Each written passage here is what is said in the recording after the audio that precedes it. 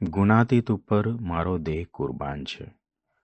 ગુણાતીતાનંદ સ્વામી થકી સર્વોપરી જ્ઞાન પ્રાપ્ત કરવા માટે પ્રાગજી ભગત તત્પર થયા હતા. તે માટે ઘરબાર છોડી અખંડ સ્વામીની સેવામાં તેઓ મરણિયા થઈ ગયા. ગમે તે રીતે દેહના ચૂરેચૂરા કરી સ્વામીને રાજી કરી લેવા એવો દ્રઢ નિશ્ચય પ્રાગજીએ કર્યો હતો. ગુણાતીતાનંદ સ્વામી પણ પ્રાગજીની આ દ્રઢતાને વારે વારે ચકાસતા.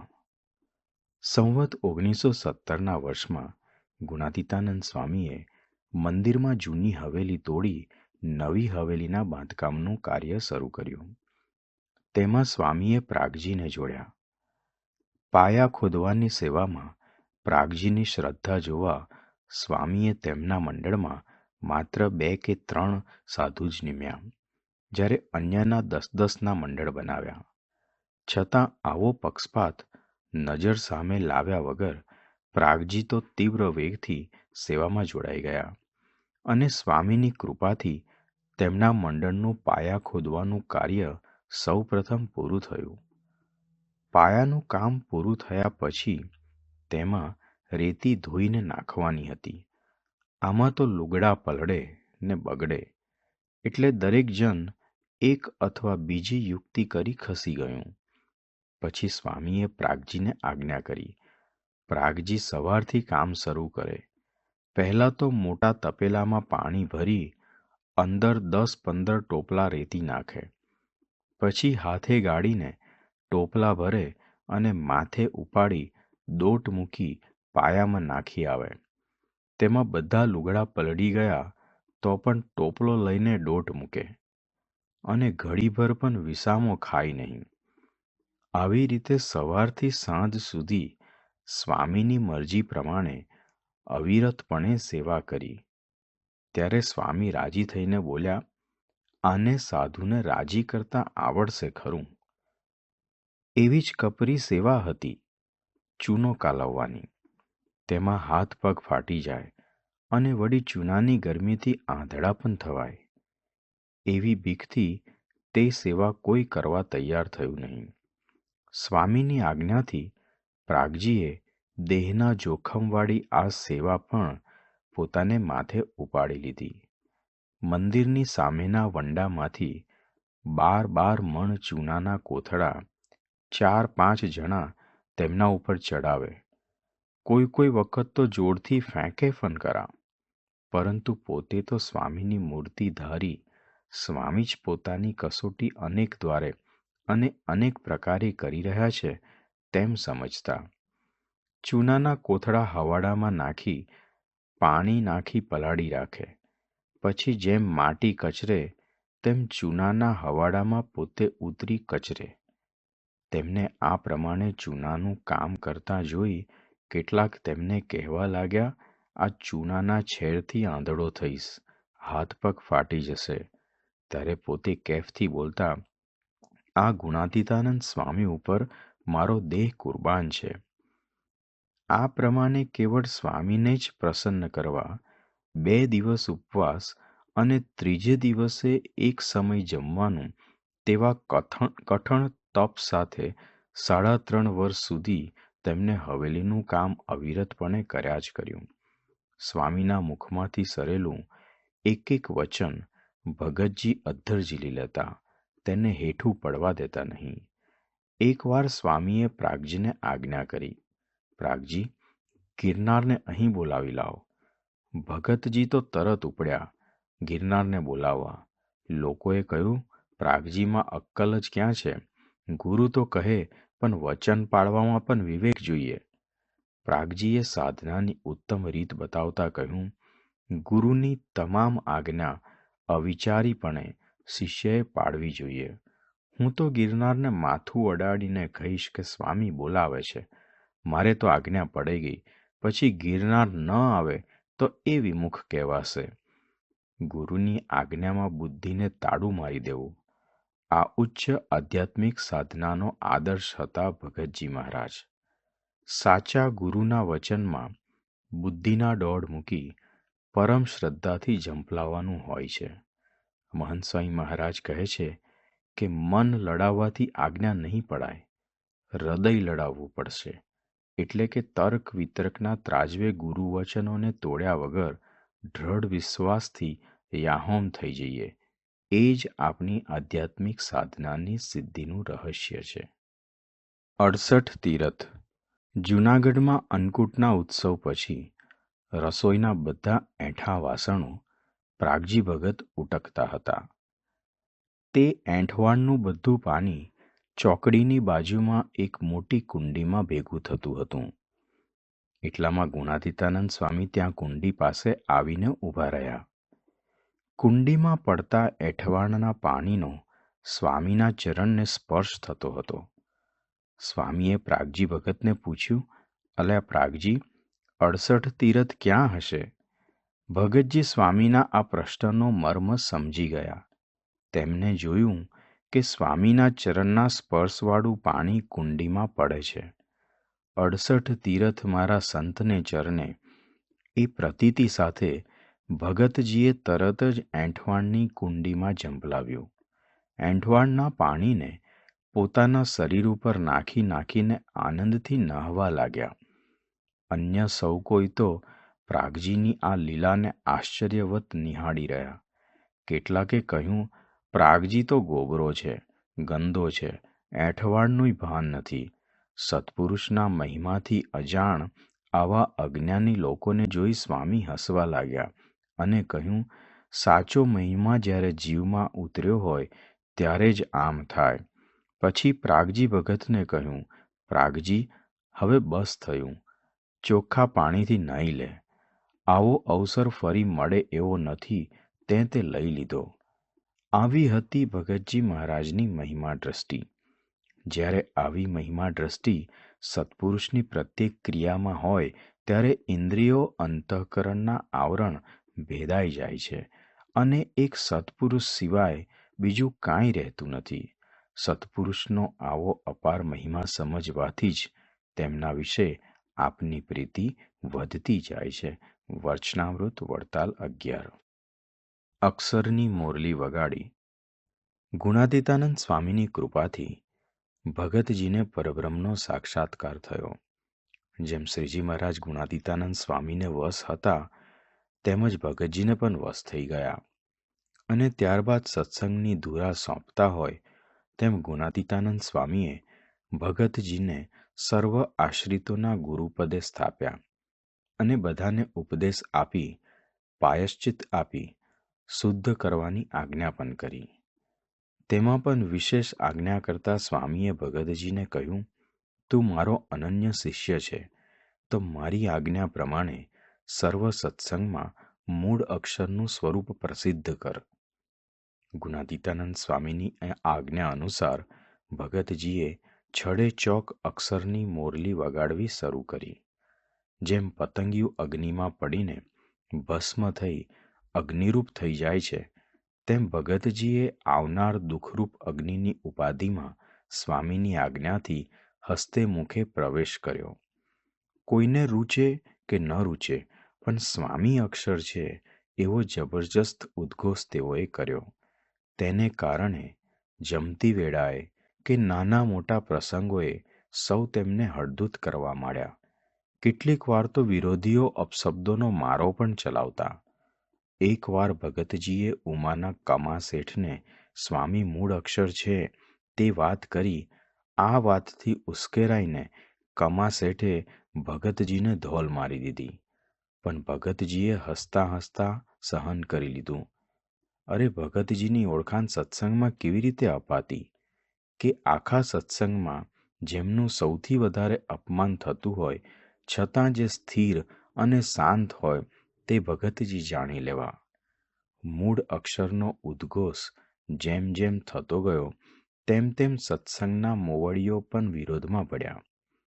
કેમ કરીને ભગતજીની આ પ્રવૃત્તિ બંધ કરાવવી તેના ઉપાય શોધવા માંડ્યા અને અંતે ભગતજીને સત્સંગમાંથી વિમુખ કર્યા. એટલે ભગતજીને જૂનાગઢ મંદિર છોડવાનું થયું. જૂનાગઢની વિદાય લેતી વખતે ભંડારી કુંજ વિહારી દાસે ભાથાના લાડુમાં ઝેર ભેળવી દીધું. મહુવા જતા રસ્તામાં ભગતજીએ પ્રસાદ સમજીને થોડો લાડુ ખાધો. પરિણામે ઝેરની અસર સમગ્ર શરીરમાં વ્યાપી ગઈ, જે જીવનભર તેમને સહન કરવી પડી હતી. છતાં ઝેર ખાઈને પણ ગુણાતીતાનંદ સ્વામી મૂળ અક્ષર છે તે વાત કરવામાં ભગતજી આળસ્યા નહીં.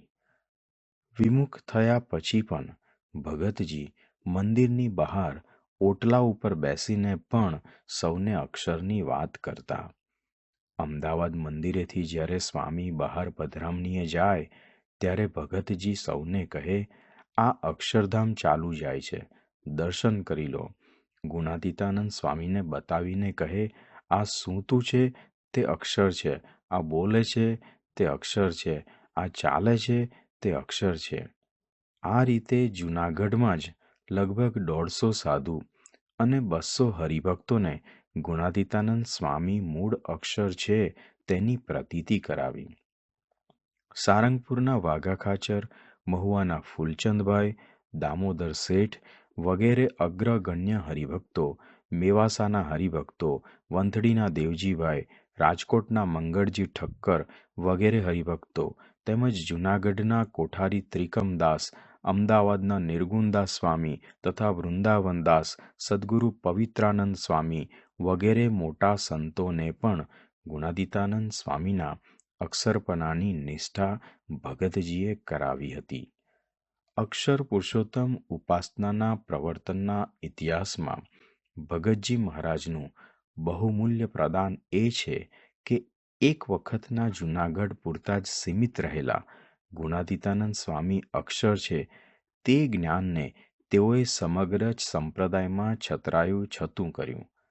ભગતજીની જેમ દેહની પરવા તજી સંસ્થા, સિદ્ધાંત અને સત્પુરુષના મહિમાનું પ્રવર્તન કરીએ તે મોટામાં મોટી સેવા છે. સ્વામિનારાયણની પૂરી નિષ્ઠા. સંવત 1939માં સુરતમાં ઘનશ્યામ મહારાજની મૂર્તિ પ્રતિષ્ઠાનો ઉત્સવ હતો. આ ઉત્સવમાં જ શાસ્ત્રીજી મહારાજ અને ભગતજી મહારાજનો સૌપ્રથમ મેળાપ થયો હતો. ભગતજીના પ્રથમ દર્શને જ શાસ્ત્રીજી મહારાજે તેઓને ગુરુ તરીકે સ્વીકારી લીધા. એક દિવસ ભગતજીએ યજ્ઞપુરુષ દાસજીને કહ્યું, સાધુરામ, સ્વામિનારાયણની પૂરી નિષ્ઠા કરી છે કે નહીં? ભગતજીના આ પ્રશ્નથી યજ્ઞપુરુષ દાસને આશ્ચર્ય થયું અને હાથ જોડીને કહ્યું, મહારાજ સર્વોપરી પુરુષોત્તમ નારાયણ છે એવી નિષ્ઠા મેં દ્રઢ કરી છે. આ સાંભળી ભગતજી મહારાજ હસ્યા અને કહ્યું, એ તો એકલી નારાયણની નિષ્ઠા થઈ, પણ જ્યાં સુધી ગુણાતીતાનંદ સ્વામી મૂળ અક્ષર છે એવી નિષ્ઠા ન થાય ત્યાં સુધી સ્વામિનારાયણની નિષ્ઠા પૂરી થઈ ન કહેવાય. આ સાંભળી વિચક્ષણ બુદ્ધિવાળા યજ્ઞપુરુષ દાસજી બોલ્યા, મારા ગુરુ વિજ્ઞાનાનંદજી બહુ જ અનુભવી, વિદ્વાન અને વળી શ્રીજી મહારાજના મળેલા સાધુ છે. તેમને મને આવી વાત કરી નથી તો આપ આ નવીન વાત ક્યાંથી લાવ્યા? યજ્ઞપુરુષ દાસજીની સ્પષ્ટ વાતથી ભગતજી રાજી થયા અને બોલ્યા, તમારા ગુરુ પણ આ વાત જાણે છે. આ સાંભળી યજ્ઞપુરુષ દાસજીએ એક યુક્તિ વિચારી અને ભગતજીને કહ્યું, જો આપ મારા ગુરુ પાસે આ વાત કહેવરાવો તો હું માનું. બીજે દિવસે સવારે ભગતજી મહારાજ વિજ્ઞાનાનંદ સ્વામીને આસને પધાર્યા. યજ્ઞપુરુષ દાસજી પ્રથમથી જ આસન નીચે સંતાઈ ગયા હતા. ભગતજીએ વિજ્ઞાનાનંદ સ્વામીને કહ્યું, સ્વામી, તમારા વખતમાં ગુણાતીત સ્વામી મૂળ અક્ષર છે એવી જે વાત થતી હતી તે આજે કહો. ભગતજીની આ વાત સાંભળી સ્વામીએ આજુબાજુ જોયું અને પછી ધીરેથી બોલ્યા, સ્વામી મૂળ અક્ષર છે એ વાત મેં ઘણીવાર મહારાજ પાસેથી જ સાંભળી છે. પછી ગોપાળાનંદ સ્વામી પણ એ વાતનું ઘણું જ પ્રતિપાદન કરતા, તેથી એ વાત મારા જીવમાં છે. આ વાત કરી એટલે યજ્ઞપુરુષ દાસજી તેમના ઢોલિયા નીચેથી નીકળ્યા અને સ્વામી તરફ જોઈ તેમને કહ્યું, આ વાત તમે મને કેમ અત્યાર સુધી ન કહી? આથી વિજ્ઞાનાનંદ સ્વામીએ તેમને જોઈ આશ્ચર્ય થયું, પણ પછી પોતાના વિશ્વાસુ સેવક જાણીને કહ્યું કે હજુ મહારાજનું પુરુષોત્તમપણું જ સત્સંગમાં ઘણાને સમજાતું નથી, ત્યાં સ્વામી અક્ષર છે એવી ગેડ એટલે કે સમજણ કેમ બધાને બેસે?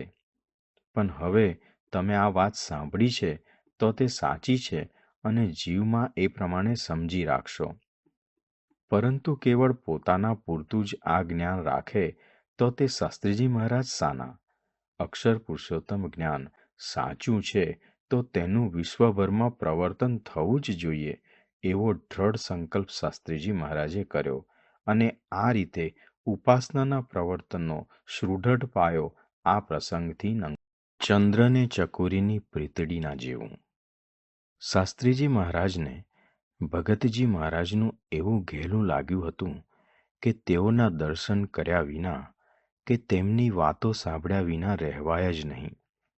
જ્યારે જ્યારે ભગતજી મહારાજનો યોગ મળે ત્યારે સમાગમ માટે દોડી જતા, પરંતુ ઘણીવાર ભગતજી મહારાજ શાસ્ત્રીજી મહારાજના પોતા પ્રત્યેના જોડાણની પરીક્ષા કરતા.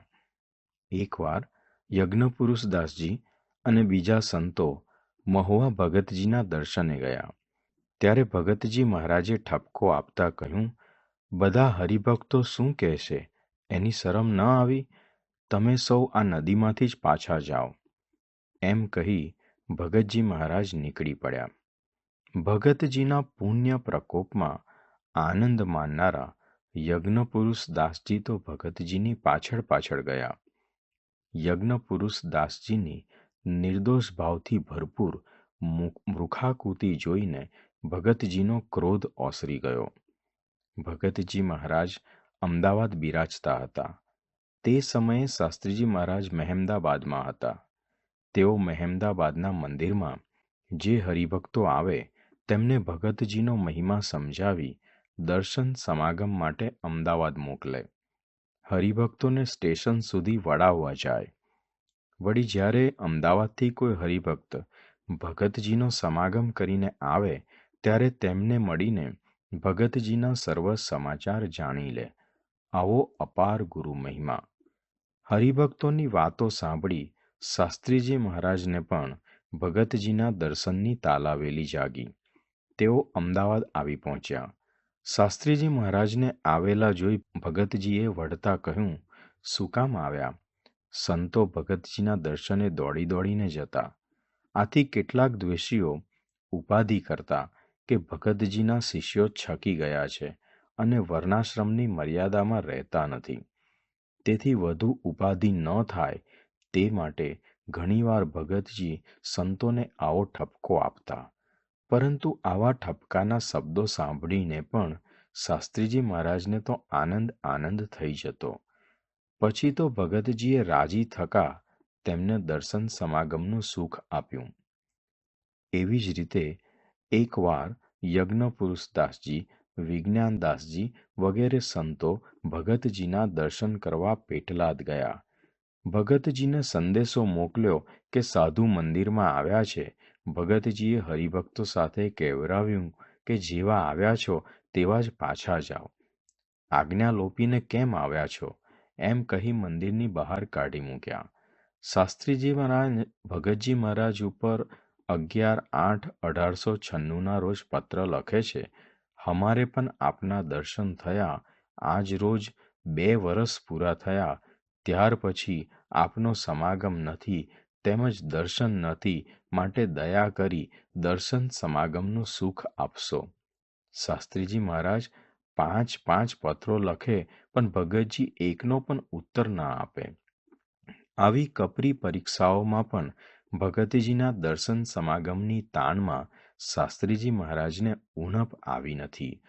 ઉલટાનું તેઓ કેફથી કહેતા, માછલાને પાણીને વિશે જેવું હેત એવું મારે ભગતજીને વિશે હેત. આવું ચંદ્ર અને ચકોરી જેવું અપ્રતિમ જોડાણ જ્યારે સત્પુરુષને વિશે થાય ત્યારે જ સર્વ અર્થ સિદ્ધ થાય છે.